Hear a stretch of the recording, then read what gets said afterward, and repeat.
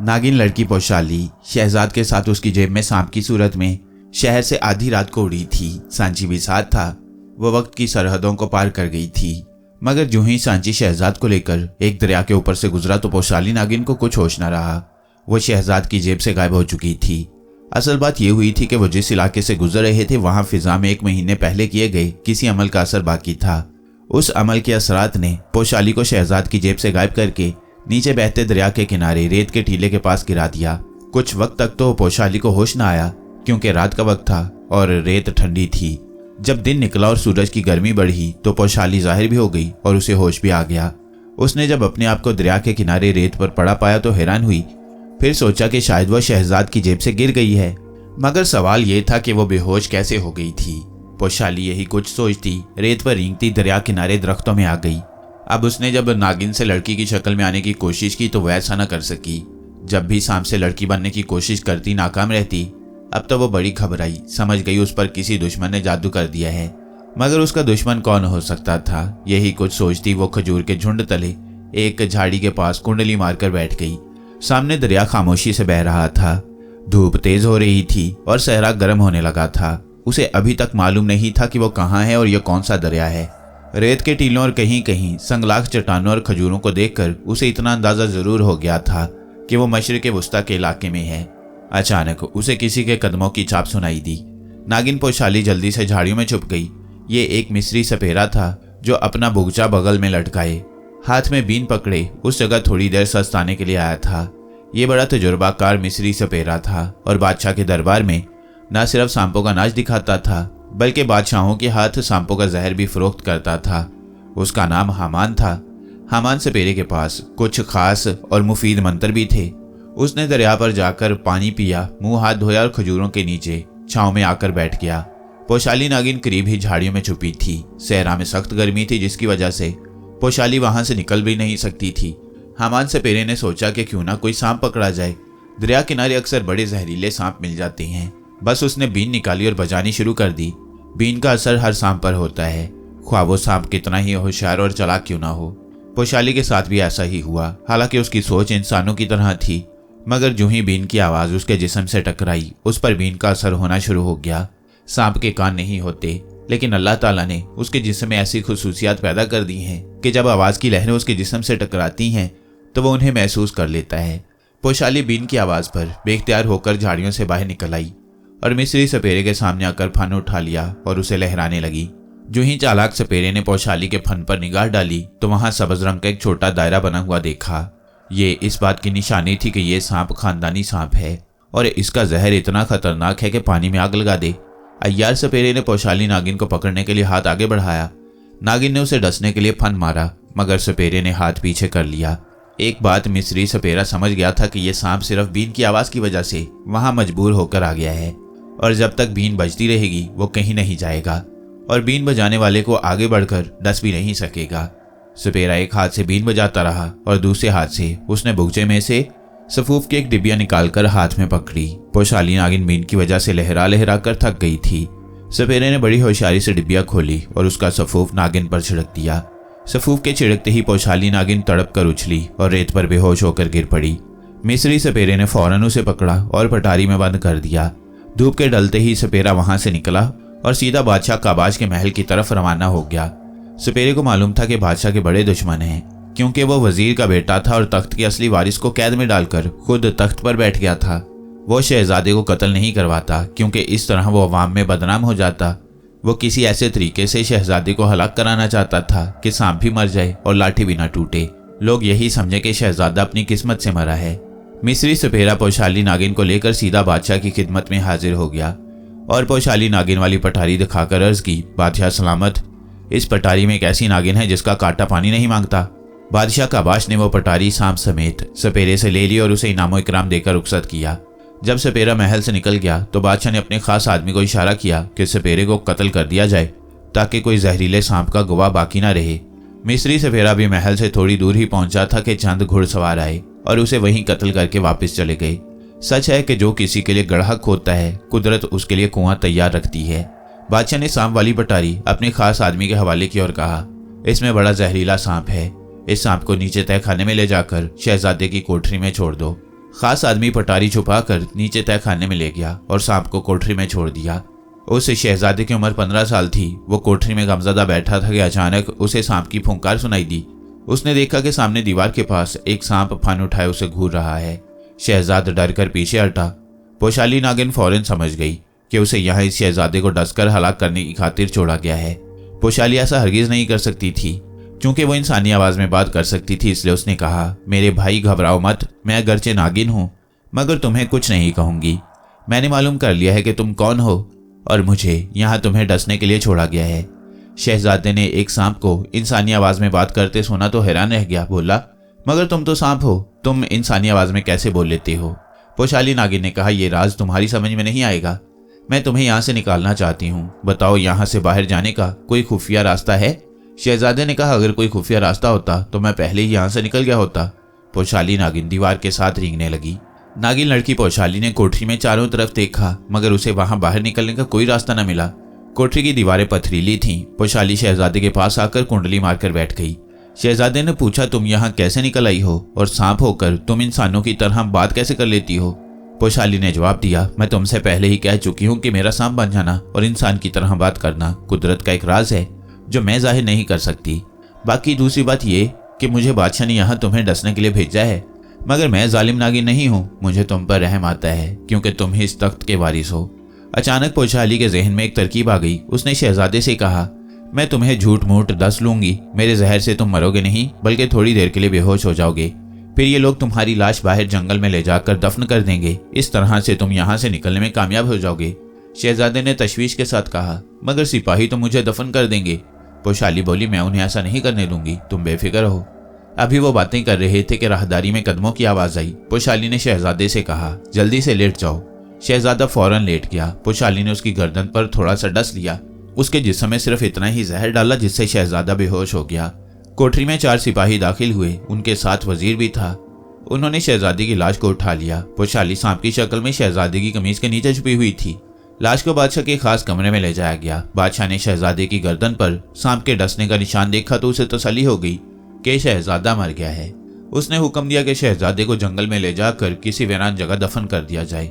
सिपाही शहजादे की लाश को उठाकर जंगल में ले गए। उन्होंने एक जमीन खोदनी शुरू की। पोशाली नागिन की शक्ल में शहजादे की कमीज के अंदर से रेंग कर बाहर आ गई। उसने सबसे पहले एक सिपाही को डसा। वो चीख मारकर गिरा और वहीं मर गया। दूसरे ने सांप को देख लिया। वो तलवार का वार करने ही वाला था कि पोशाली उछलकर उसकी गर्दन से लिपट गई और उसे डस लिया। पोशाली का जहर ऐसा खतरनाक था कि खून में शामिल होते ही आदमी का बदन बेहिस हो जाता था। दूसरा सिपाही भी गिर पड़ा। तीसरा भाग गया। चौथे ने सांप पर दूर से खंजर फेंका मगर पोशाली को ना लगा। पोशाली ने उसे भी डसकर हलाक कर दिया। तब पोशाली लड़की की शक्ल में आ गई और शहजादे को होश में लाने की कोशिश करने लगी। थोड़ी देर बाद शहजादा उठकर बैठ गया। पोशाली ने कहा, शहजादे यहाँ से भाग चलो। एक सिपाही बचकर निकल गया है। मुमकिन है महल से दूसरे सिपाही यहाँ पहुंच जाएं। शहजादा बोला, मगर हम कहाँ जाएंगे? पोशाली ने कहा, पहले यहाँ से तो निकलते हैं, फिर देखा जाएगा। और दोनों रातों रात वहां से निकलकर एक पथरीली वादी में पहुंच गई जहां ऊंचे पथरीले किनारों के दरमियान एक गहरे पानी की नहर बह रही थी। शहजादे ने पोशाली से कहा, मुझे इतना मालूम है कि यह नहर मेरी दूध माँ के गांव को जाती है। उस औरत ने मुझे दूध पिलाया था और मैं उसे माँ की तरह प्यार करता हूँ। हम उसके गांव चले चलते हैं, वो मुझे छुपा लेगी। पोशाली ने कहा, ठीक है, तुम्हारी दूध माँ का गांव यहाँ से कितनी दूर होगा? शहजादे ने जवाब दिया, हम शाम तक वहां पहुंच जाएंगे। वो नहर के किनारे किनारे आगे रवाना हो गए। उधर जब बादशाह को मालूम हुआ कि जो सिपाही शहजादे की लाश को दफन करने के लिए गए थे उनमें से 3 मर गए हैं तो उसने वजीर को वहां तफ्तीश के लिए भेजा। वजीर ने आकर बताया कि तीनों सिपाही जंगल में मरे पड़े हैं और शहजादे की लाश गायब है। बादशाह परेशान हुआ। उसने वजीर को हुक्म दिया, शहजादे की तलाश में सिपाही रवाना करो। वो जहां भी हो, जिंदा हो या मुर्दा, उसका सर काटकर मेरे सामने लाओ। वजीर ने 10-12 सिपाहियों को शहजादे की तलाश में रवाना कर दिया। उधर पोशाली और शहजादा नहर के किनारे सफर करते हुए दोपहर के वक्त एक मुकाम पर पहुंचे जहां पहाड़ियों के अंदर सुरंगें बनी हुई थीं। एक सुरंग में नहर का पानी दाखिल हो रहा था। यहाँ उन्होंने मुंह हाथ धोया, पानी पिया और बैठकर आराम कर रहे थे कि दूर से बादशाह के घुड़सवार सिपाही आते दिखाई दिए। शहजादे ने घबरा कर कहा, पोशाली बहन, शाही फौज का दस्ता मेरी तलाश में आ गया है। पोशाली ने देखा कि सिपाही ज्यादा तादाद में थे। वो अगर एक एक करके भी उन्हें डसना शुरू करे तो कोई ना कोई सिपाही शहजादे पर तलवार का वार करके उसे कत्ल कर सकता था। उसने पहाड़ की उसी सुरंग की तरफ देखा जिसमें नहर का पानी दाखिल हो रहा था। उसने शहजादे से कहा, नहर में उतरकर सुरंग में दाखिल हो जाओ, मैं तुम्हारे पीछे पीछे आती हूँ। शहजादा बहादुर लड़का था। उसने नहर में छलांग लगा दी और सुरंग में घुस गया। पानी उसके कंधों तक आता था। उसका सर सुरंग की छत से टकरा रहा था। वो पानी की लहरों के साथ कदम कदम सुरंग में आगे बढ़ने लगा। पोशाली ने फौरन सांप की शक्ल इख्तियार की और वो भी नहर में उतर गई और शहजादे के पीछे पीछे पानी में तैरने लगी। सुरंग में घुप अंधेरा था। पोशाली ने शहजादे को आवाज दी, घबराना नहीं शहजादे, मैं तुम्हारे पीछे पीछे आ रही हूँ। फौज के दस्ते ने शहजादे को नहीं देखा था। वो घोड़े दौड़ाते हुए आगे को निकल गए। नहर सुरंग में बहती आगे जाकर पहाड़ की दूसरी तरफ एक वादी में आ जाती थी, जहाँ एक नखलिस्तान सा बना हुआ था और खजूर के बड़े दरख्त थे। पोशाली और शहजादा सुरंग में से निकलकर नखलिस्तान में आ गए। शहजादे ने चारों तरफ निगाह डाली और एक टीले की तरफ इशारा किया। पोशाली बहन, इस टीले के पीछे मेरी दूध माँ का गांव है। पोशाली ने टीले का रुख किया। शाम हो रही थी कि वो गांव में आ गए। यहाँ बादशाह के सिपाही पहले ही से पहुंचे हुए थे और घर घर तलाशी ली जा रही थी। शहजादा और पोशाली एक जगह छुप कर बैठ गए। जब सिपाही वापस चले गए तो शहजादा रात के अंधेरे में पोशाली को लेकर अपनी दूध माँ के घर आ गया। शहजादे को देखकर दूध माँ बड़ी खुश हुई, बोली, अल्लाह का शुक्र है कि तुम जिंदा सलामत हो, मगर बादशाह के सिपाही तुम्हारी तलाश में हैं और यहाँ फिर आएंगे। तुम जिस तरह भी हो इस मुल्क से जान बचाकर निकल जाओ। पोशाली ने कहा, अम्मा यहाँ से आगे कौन सा मुल्क है? दूध माँ ने कहा, आगे कलदानियों का मुल्क शुरू होता है, जिस पर रोमन कौम का कब्जा है। तुम इस वक्त सफर शुरू कर दो तो सुबह तक पहुंच जाओगे। दूध माँ ने उन्हें 2 घोड़े दिए और वो कलदानियों के मुल्क की तरफ रवाना हो गए। वहां दूध माँ का भाई रहता था। पोशाली ने दूसरे दिन शहजादे को दूध भाई के हवाले किया और खुद शहजाद और सांची की तलाश में वापस इस्फहान शहर की तरफ चल पड़ी। शहजाद हमदान की जानिब जाती शाहरा की रेत पर पीतल के मेंढक की शक्ल में अभी तक वैसे ही पड़ा था। एक हफ्ते बाद उधर से एक काफिले का गुजर हुआ। ये काफिला इस्फहान से हमदान जा रहा था। इस काफिले में एक मिस्री काहिन भी सफर कर रहा था। उसकी नजर पीतल के मेंढक पर पड़ गई। वो घोड़े से उतरा, पीतल के मेंढक को उठाया तो उसे यूं महसूस हुआ जैसे मेंढक का दिल धड़क रहा हो। ये काहिन जादूगर नहीं था, मगर जादू के इल्म को थोड़ा बहुत जानता था। उसे फौरन शक हुआ कि ये कोई आम पीतल का मेंढक नहीं है। उसने मेंढक को अपनी गठरी में संभाल कर रख लिया। काफिला हमदान पहुंचा। मिस्री काहिन हमदान में एक अमीर की हवेली में मुलाजिम था। उसी शहर में उसका एक मिस्री दोस्त भी रहता था जो छुपकर जादू टूना करता था, क्योंकि हमदान में मुसलमानों की हुकूमत थी और इस किस्म की फजूल बातों की वहां इजाजत नहीं थी। मिस्री काहिन रात को अपने दोस्त के घर पहुंचा। उसे पीतल का मेंढक दिखाया और कहा, आतून, इसको देखो, घर से पीतल का है, मगर मुझे इसका दिल धड़कता महसूस होता है। आतून ने भी महसूस किया कि मेंढक का दिल धड़क रहा है। वो बोला, इस पर किसी ने तिलिस्म किया हुआ है, तुम इसे मेरे पास रहने दो। चांद रात को मैं इस पर एक खास मंत्र फूंक कर इसे जिंदा कर दूंगा। ये जो कुछ भी होगा अपनी असल शक्ल में वापस आ जाएगा। मिस्री काहिन पीतल के मेंढक को अपने दोस्त आतून के पास छोड़ गया। आतून ने अपने दोस्त के साथ तैयारी की थी। वो जानता था कि पीतल का ये मेंढक बड़े काम की चीज है और इसकी मदद से जमीन के नीचे दफन बड़े बड़े खजानों का पता चला सकेगा। सिर्फ उस पर एक खास मंत्र फूंकने की जरूरत थी। सारी रात आतून पीतल के मेंढक यानी शहजाद पर खास मंत्र पढ़ पढ़कर फूंकता रहा। जब उसका तिलिस्मी अमल पूरा हो गया तो वो उसे लेकर सुबह सुबह उस तरफ सहरा में निकल गया जहां कदीम यूनानी बादशाहों के खंडर थे। उसे यकीन था कि उन खंडरों में कहीं ना कहीं खजाना जरूर दबा हुआ होगा। खंडर में वो एक गिरे हुए सतून के पास बैठ गया। उसने उस पीतल के मेंढक को जेब से निकालकर जमीन पर रखा और मंत्र फूंककर कहा, जहां खजाना है वहां जाकर बैठ जाओ। पीतल का मेंढक इतना सुनकर फुदकता हुआ एक जगह बैठ गया। आतून ने वहीं जमीन खोदनी शुरू कर दी। अब ऐसा इत्तेफाक हुआ कि उस जगह किसी यूनानी खजाने पर एक जहरीला सांप बैठा उसकी हिफाजत कर रहा था। जो ही खजाने के संदूक पर नजर पड़ी, आतून खुशी से उछल पड़ा। उसने पत्थर मारकर संदूक का ताला तोड़ दिया। फिर उसका ढकना उठाया ही था कि खजाने के साथ सांप ने फुंकार मारी। आतून घबराकर पीछे को झुका। सांप उछला और उसने उछलकर आतून की कलाई पर डस लिया। खजाने के सांप बड़े जहरीले होते हैं। उनका जहर आदमी को एक सेकंड में हलाक कर देता है। आतून के साथ भी ऐसा ही हुआ। वह सांप के डसने से नीचे गिर पड़ा। इससे पहले कि वो कोई मंत्र पढ़कर सांप के कांटे का इलाज करता, उसकी नाक और मुंह से झाग निकलने लगा और वह तड़प तड़प कर वहीं मर गया। पीतल का मेंढक गड्ढे के बाहर पड़ा था। खजाने का सांप गड्ढे से बाहर निकल आया। उसको पीतल के मेंढक में से अपनी नागिन बहन पोशाली की हल्की हल्की खुशबू आ रही थी। खजाने के सांप ने मेंढक को मुंह में पकड़ा और एक पत्थर पर रख दिया। फिर मुंह से फुंकार मारी। उसके मुंह से नीले रंग का धुआं निकलकर पीतल के मेंढक पर पड़ा। मेंढक धुएं में गुम हो गया।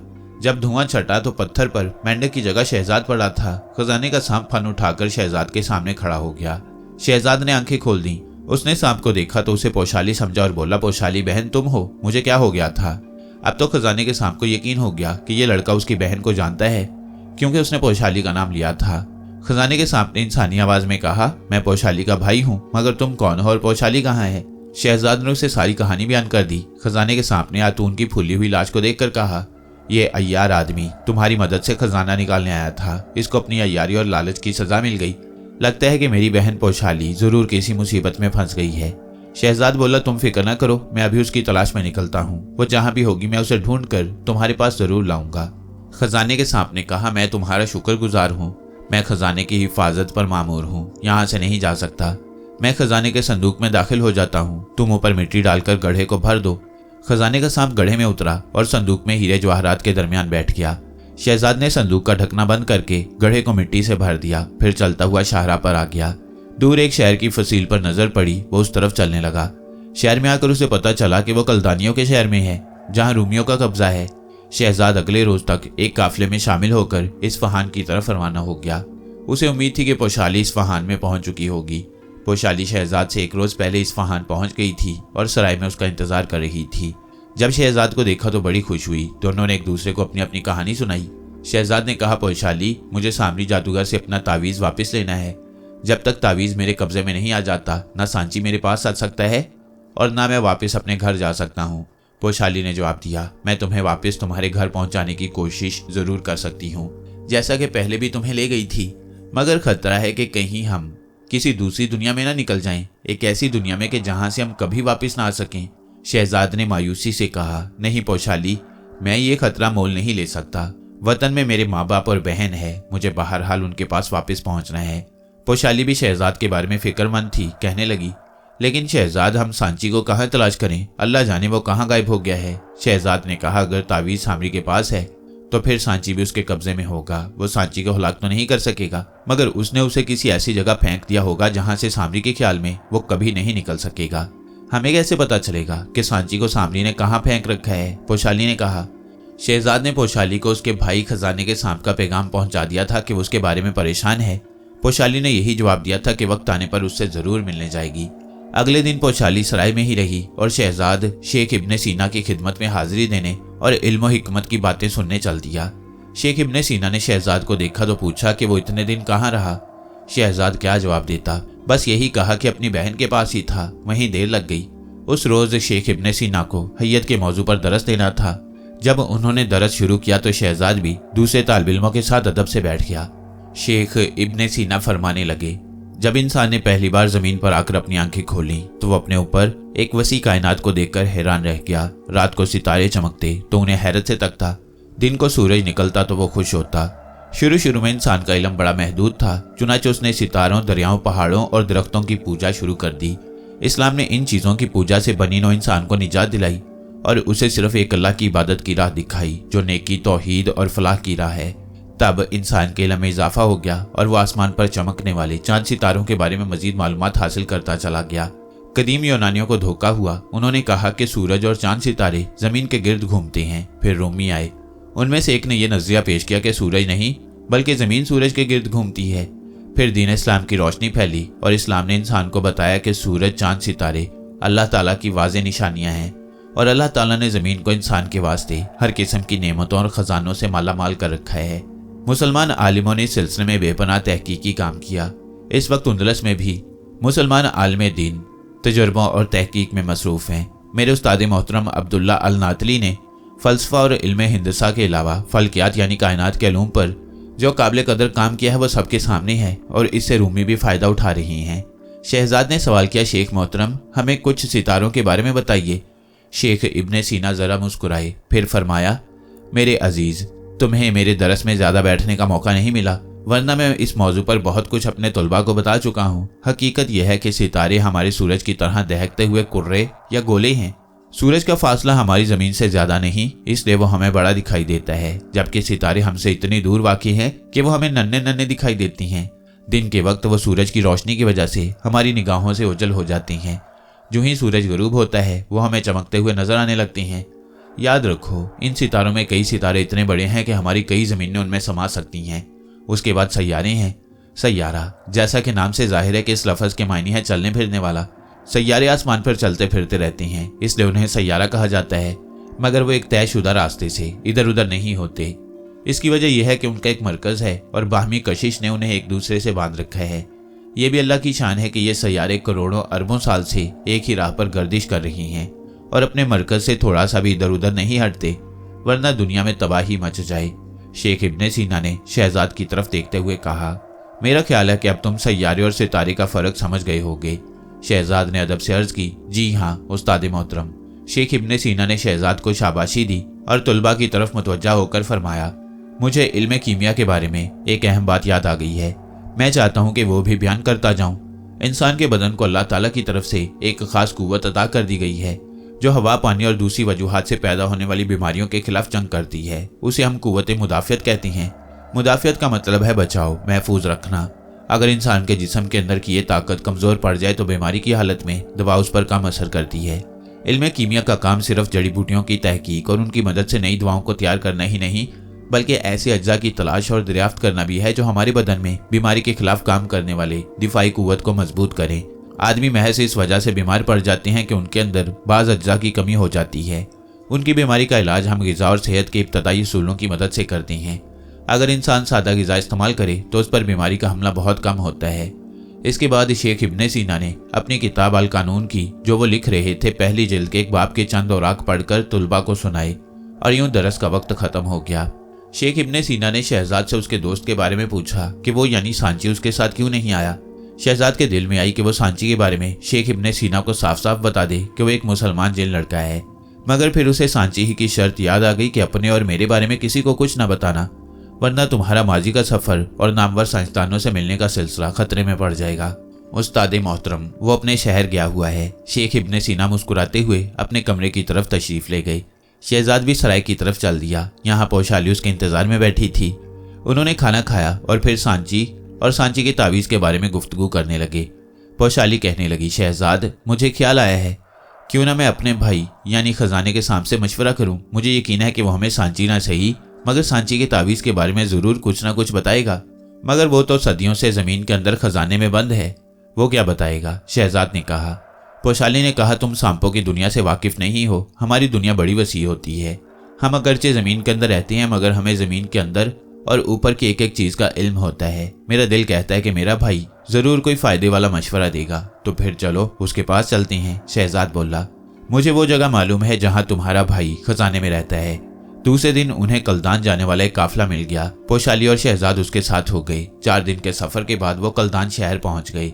वहाँ से शहजाद ने पोशाली को साथ लिया और वीरान खंडर वाले मैदान की तरफ चल पड़ा। खंडर के गड्ढे में खजाने का सांप मौजूद था। उसने फिजा में अपनी बहन पोशाली की खुशबू को सूंघ लिया। वो समझ गया कि उसकी बहन उसी से मिलने आ रही है। वो जवाहरात से भरे हुए संदूक में से निकलकर गड्ढे से बाहर आ गया। पोशाली ने भी अपने बड़े भाई के जिस्म से निकलने वाली खास शुआओं को महसूस कर लिया था। जो ही वो अपने भाई के सामने आई, खजाने का सांप भी इंसानी शक्ल में आ गया। शहजाद ने देखा कि वो पक्की उम्र का एक संजीदा आदमी है जिसका लिबास सियाह है। वो भी पोशाली की तरह आंखें नहीं झपकता था। उसने अपनी बहन के सर पर शफकत से हाथ रख दिया और कहा, अजीज बहन, एक मुद्दत के बाद तुम्हें देखकर मुझे खुशी हुई है। फिर उसने शहजाद की तरफ देखा और कहा, दोस्त, मैं तुम्हारा शुक्रिया अदा करता हूँ क्योंकि तुम्हारी वजह से मैं अपनी बहन से मिल सका हूँ। वो तीनों वैसे ही बैठ गए। पोशाली ने कहा, प्यारे भाई, मैं एक खास काम लेकर तुम्हारे पास आई हूँ। मुझे यकीन है कि तुम हमारी मदद करोगे। पोशाली का भाई बोला, अगर वो काम मेरे इख्तियार में हुआ तो मैं ज़रूर तुम्हारी मदद करूंगा। तब शहजाद ने पोशाली के भाई से सारी कहानी बयान कर डाली और कहा कि सांची का तावीज़ सामरी के जादूगर ने छीन लिया है। सांची का कुछ पता नहीं कि वो कहाँ है। पोशाली ने शहजाद की बात आगे बढ़ाते हुए कहा, जब तक हमें सांची का तावीज़ नहीं मिलता, शहजाद अपने ज़माने में अपने घर वापस नहीं जा सकता। ये 900 साल आगे के ज़माने का सफ़र है। मैं एक बार इसे वापस लेकर गई थी मगर अब ले जाते हुए खतरा महसूस कर रही हूँ कि कहीं हम दोनों किसी और ही ज़माने में न पहुँच जाएं। पोशाली का भाई बड़े गौर से उनकी बातें सुन रहा था। जब शहजाद और पोशाली ने बात ख़त्म कर ली तो उसने पूछा, मैं इस सिलसिले में तुम्हारी क्या मदद कर सकता हूँ मेरी बहन? पोशाली ने कहा, क्या तुम हमें सांची या उसके तावीज़ का कुछ अता पता बता सकते हो?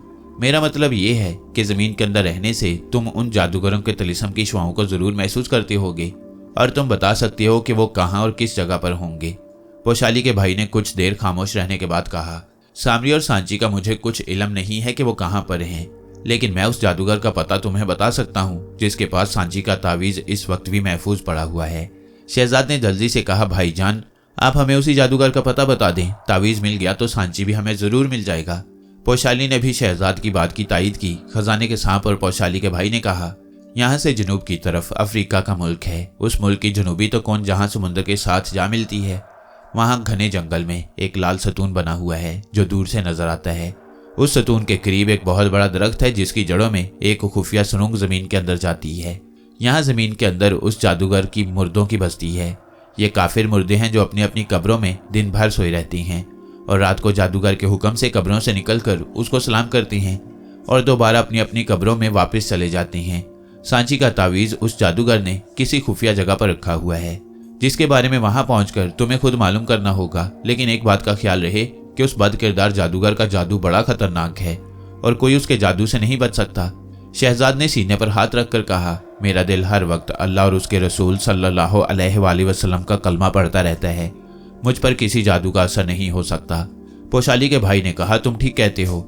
जब से इस्लाम की रोशनी दुनिया में फैलनी शुरू हुई है, दुनिया से वहम और तलिस्म और बुत परस्ती जैसी मजमूम रस्में खत्म हो गई हैं और जादूगर भी इसीलिए जमीन के अंदर चले गए हैं। जिसके दिल में अल्लाह और उसके नबी पाक सल्लल्लाहु अलैहि वसल्लम का ख्याल हो और जो सच्चा मुसलमान हो, उस पर दुनिया का कोई तलिस्म असर नहीं करता, बल्कि उससे जादूगर और शैतान भी डरता है। मगर मेरे दोस्त, अगर किसी लम्हे तुम्हारा दिल अल्लाह की याद उसके ख्याल से गाफिल हो गया तो तुम पर भी जादूगर का जादू चल जाएगा। इसलिए अपने दिल को अल्लाह के ख्याल से कभी गाफिल न रखना। मुझे यकीन है तुम सांची का तावीज़ हासिल करने में कामयाब हो जाओगे। पोशाली ने कहा, अच्छा भाईजान, अब हमें इजाजत दें। पोशाली के भाई ने दोनों के लिए दुआ की और सांप बनकर अपने खजाने में वापस चला गया। शहजाद ने पोशाली से कहा, पोशाली बहन, अब हमें देर नहीं करनी चाहिए। यहाँ से लंबा सफर है। यहाँ से सीधा मुल्क अफ्रीका की तरफ रवाना हो जाती हैं। अगरचे ये खतरनाक और लंबा सफर है, लेकिन हम खतरों का मुकाबला करने के आदी हैं। पोशाली ने शहजाद की हाँ में हाँ मिलाते हुए कहा, अल्लाह हमारा निगहबान है। बल्कि यूं कहना चाहिए कि जो अपनी मदद आप करते हैं, अल्लाह भी उनकी मदद करता है। चलो कल्दान शहर वापस चलती हैं। वहां से हमें अफ्रीका जाने वाला कोई ना कोई काफिला मिल जाएगा। कल्दान शहर में पोशाली और शहजाद को एक हफ्ता गुजारना पड़ा। इसके बाद उन्हें अफ्रीका जाने वाला काफिला मिल गया और अफ्रीका की तरफ रवाना हो गई। ये बड़ा तवील सफर था। काफिला 20 रोज के सफर के बाद अफ्रीका के जंगलों में दाखिल हुआ। ये काफिला अफ्रीका के जनूब की जानिब समुद्री साहिल के साथ साथ सफर कर रहा था। यूं ही सफर करते करते शहजाद और पोशाली जनूबी अफ्रीका की निचली तकोन के एक कदीम शहर में पहुंच गई। यहाँ एक सराय में उन्होंने 2 दिन क्याम किया और एक बूढ़े हबशी से सुरख सतून के बारे में मालूमात हासिल की। उस बुजुर्ग हबशी ने कहा, तुम उस मौत के सतून की तरफ क्यों जा रहे हो? उस तरफ जो कोई गया फिर वापस नहीं आया। क्या तुम किसी खुफिया खजाने की तलाश में हो? अगर ऐसी बात है तो अपनी जान पर तरस खाओ और यहीं से वापस चले जाओ, क्योंकि वहां जाओगे तो तुम्हारी लाशें भी नहीं मिलेंगी। शहजाद ने कहा, आपकी हमदर्दी का शुक्रिया बाबा जी, मगर हम तो सिर्फ मालूमात हासिल करने के लिए पूछ रहे थे। हम भला मौत के मुंह में क्यों जाएंगे? शहजाद और पोशाली ने मौत के सतून तक की सारी मालूमात जहन में बिठा ली थी। उस रात उन्होंने सराय में आराम किया और सुबह मुंह अंधेरे मौत के सतून की तलाश में एक घने जंगल में दाखिल हो गए। ये जंगल इतना घना था कि वहां घोड़े नहीं चल सकते थे, चुनाचे वो पैदल ही जा रहे थे। कई जगहों पर उन्हें झाड़ियां हटाकर रास्ता बनाना पड़ता। दोपहर तक वो चलते गए। दोपहर को उन्होंने एक जगह थोड़ी देर आराम किया और फिर सफर पर चल पड़े। चलते चलते रात हो गई। जंगल में अंधेरा छा गया। जंगली दरिंदों की आवाजें आने लगी। पोशाली ने कहा, शहजाद भाई, बेहतर यह है कि तुम किसी दरख्त पर चढ़ जाओ, वहां आराम करने के लिए जगह बना लो। मैं सांप की शक्ल में तुम्हारे पास तुम्हारी हिफाजत करूंगी। शहजाद ने कहा, अगर तुम सांप की शक्ल में मेरी हिफाजत करोगी तो मुझे दरख्त पर चढ़ने की क्या जरूरत है? मैं यहीं दरख्त के नीचे सो जाता हूँ। पोशाली ने कुछ सोचकर कहा, ठीक है, यहीं सो जाओ। शहजाद ने एक जगह घास को साफ किया और दरख्त से टेक लगाकर लेट गया। पोशाली ने नागिन की शक्ल इख्तियार की और करीब ही कुंडली मारकर बैठ गई। शहजाद सख्त थका हुआ था, बहुत जल्द वो सो गया। पोशाली कुंडली मारे बैठी थी। आधी रात के वक्त उसने फिजा में एक खास किस्म की बू महसूस की। उसने जल्दी से फन उठा लिया और चारों तरफ सर घुमाकर देखने लगी। उसे झाड़ियों में लाल रंग की 2 छोटी छोटी आंखें अंगारों की तरह चमकती नजर आईं। फिर एक बहुत बड़े सर वाला अजदहा सांप झाड़ियों से निकलकर उसके पास आ गया। पोशाली ने फन को झुकाकर अजदहे को सलाम किया और कहा, यह मेरा भाई है। हम एक खास मुहिम पर मौत के सतून की तरफ सफर कर रहे हैं।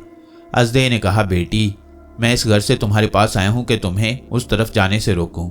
वहां तुम तो शायद जिंदा बच जाओ, मगर तुम्हारा भाई जिंदा नहीं बचेगा। वो मुर्दों की बस्ती है और वहां जो इंसान जाता है उसकी कब्र पहले से तैयार होती है। पोशाली ने कहा, मगर हमारा वहां जाना बहुत जरूरी है। इस पर अजदे ने कहा, तुम्हारा अल्लाह निगहबान हो, मैं तुम्हारे लिए दुआ ही कर सकता हूँ बेटी। फिर वो जिधर से आया था उधर चला गया। पोशाली रात भर पहरा देती रही। शहजाद सोता रहा। सुबह हुई तो शहजाद बेदार हुआ। पोशाली ने उसे अजदे के बारे में कुछ न बताया और दोनों बहन भाई अपने सफर पर रवाना हो गए। दिन भर वो जंगलों में सफर करते रहे।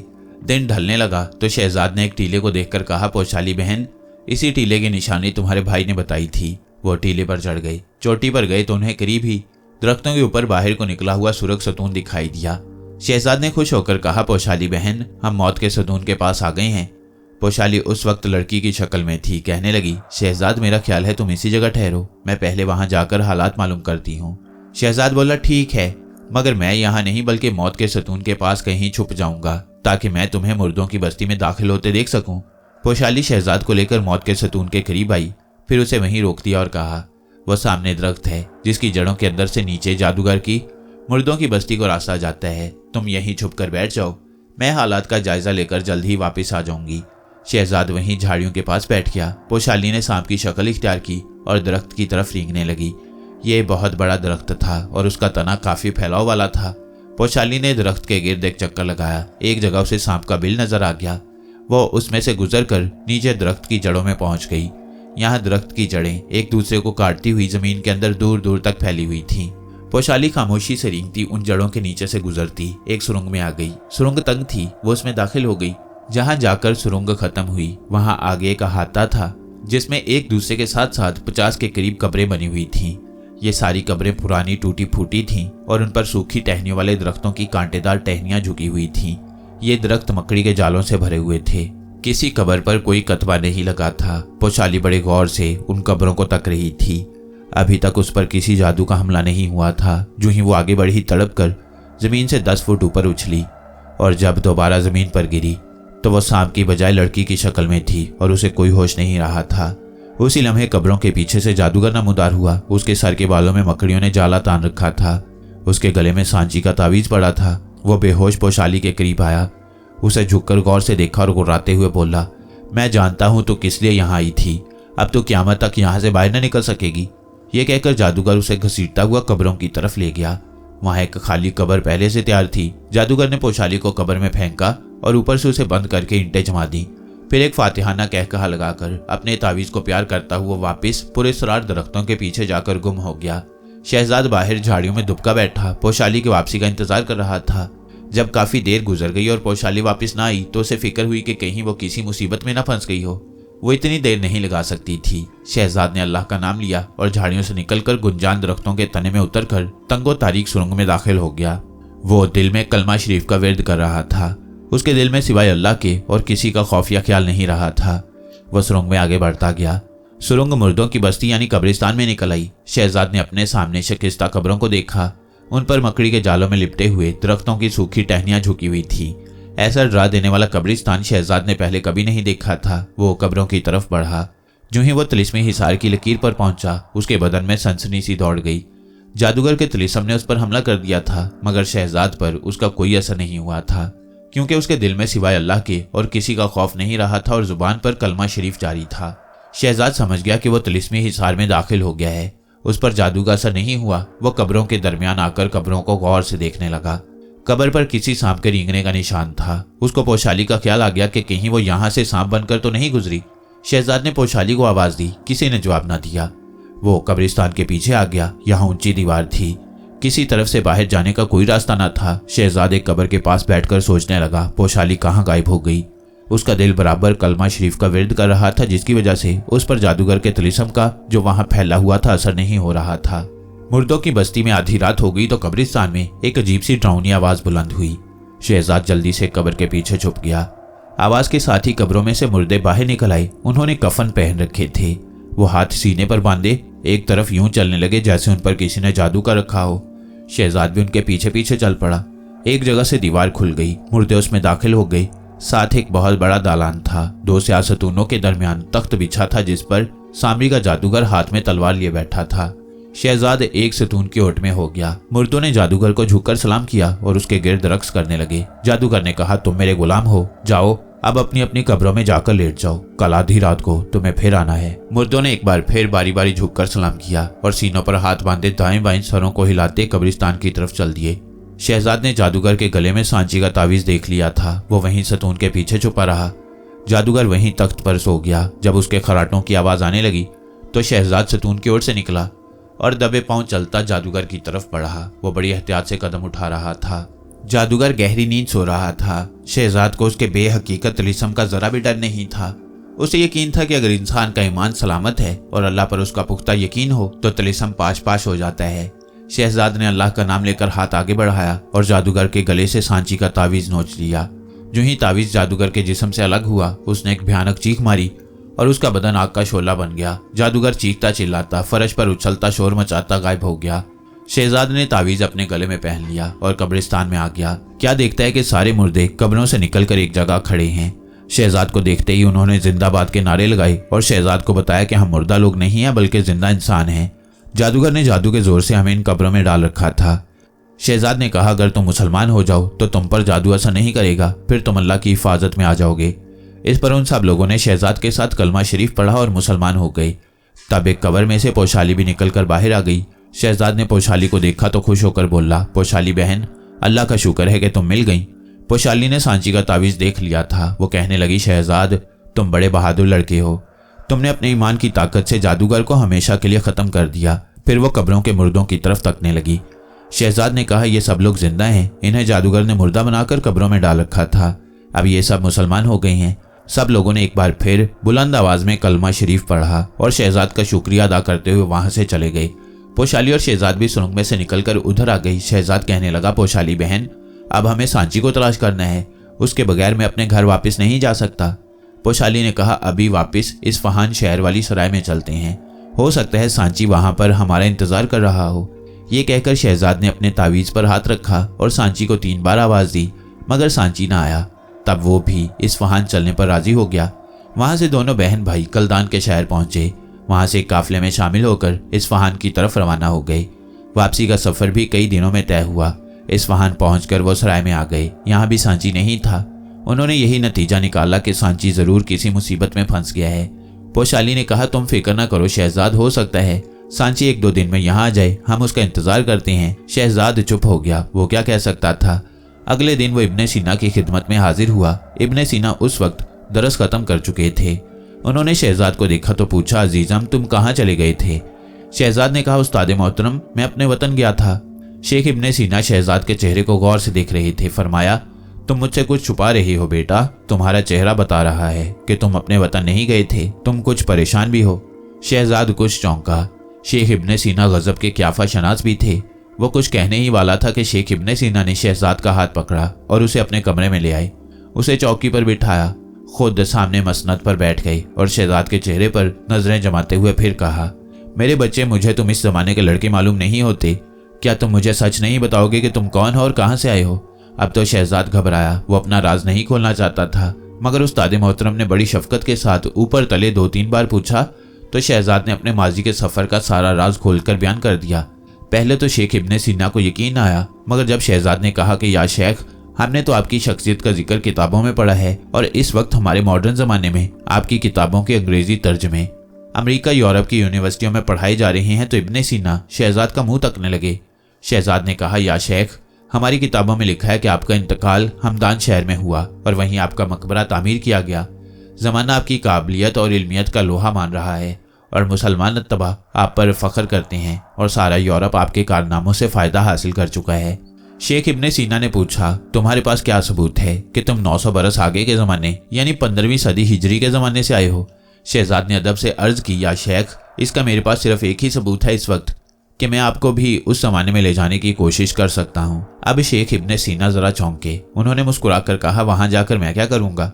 शहजाद ने कहा, वहाँ आप अपनी आंखों से अपनी किताबों के तर्जुमे देख सकेंगे। शेख इब्ने सीना ने फरमाया, खैर, ये तो तुम्हारे तखय्युल की बातें हैं, लेकिन ये बताओ कि क्या तुम्हारे ज़माने में कोई आला पाए का तबीब भी है।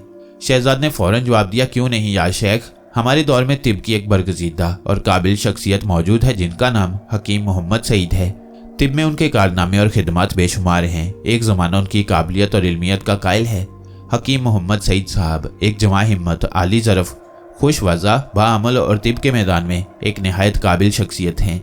उन्होंने और उनके ख़ानदान ने तिब मशरकी और आपकी तिबी रवायात को आगे ही नहीं बढ़ाया बल्कि उसमें मज़ीद तहकीक को तरक्की भी की है। और मोहतरम शेख, जो पौधा आपने लगाया था उसकी आबियारी करके उसको नशोनुमा किया है। वो बिलाशुबा एक लायक तबीब और मुहक्किक हैं। तिब मशरिक की तहकीक पर उनकी खिदमत अजीम हैं। पाकिस्तान में उनका कायम करदा हमदर्द दवाखाना तिब मशरिक व इस्लामी की दवा साजी की सनत में इनफरादी मुकाम रखता है। ये ज़बरदस्त इदारा मोहतरम हकीम मोहम्मद सईद साहब की ज़ाती मलकियत है, जिसे उन्होंने वक्फ कर दिया है और अब उसका मालिक अल्लाह है। शेख इब्ने सीना ने कहा, माशाअल्लाह, बहुत खूब। मुझे यह जानकर खुशी हुई कि हमारी रवायत को जिंदा रखने वाले तुम्हारे दौर में भी हैं। शहजाद अपने दौर की एक ऐसी शख्सियत का जो तिब्ब इस्लामी को उसका सही मुकाम दिलाने की जद्दोजहद कर रहा है और तरह तरह से इल्म और अदब की खिदमत कर रहा है, जिस एहतराम से जिक्र कर रहा था, शेख इब्ने सीना उससे मुतासिर हुए बगैर न रह सके। जब शहजाद खामोश हुआ तो वो बोले, मुझे बड़ी खुशी है कि हकीम मोहम्मद सईद इतने अच्छे काम कर रहे हैं। बैतुल हिकमत कायम करना और इल्म का शहर बसाना बहुत बड़ा काम है और जो शख्स ये काम कर रहा है वो तारीफ का मुस्तहिक है। अच्छा, अब तुम जाओ। शहजाद शेख इब्ने सीना से रुखसत होकर सराय में आ गया। जब आधी रात गुजर गई तो पोशाली और शहजाद एक कालीन पर बैठ गए। पोशाली ने शहजाद का हाथ अपने हाथ में ले लिया। शहजाद ने आंखें बंद कर ली और फिर अपने हलक से एक अजीब पुरस्कार आवाज़ निकाली। इसके साथ ही अंधेरा छा गया, तेज आंधी से चलने लगी और उन दोनों के जिस्म गायब हो गए।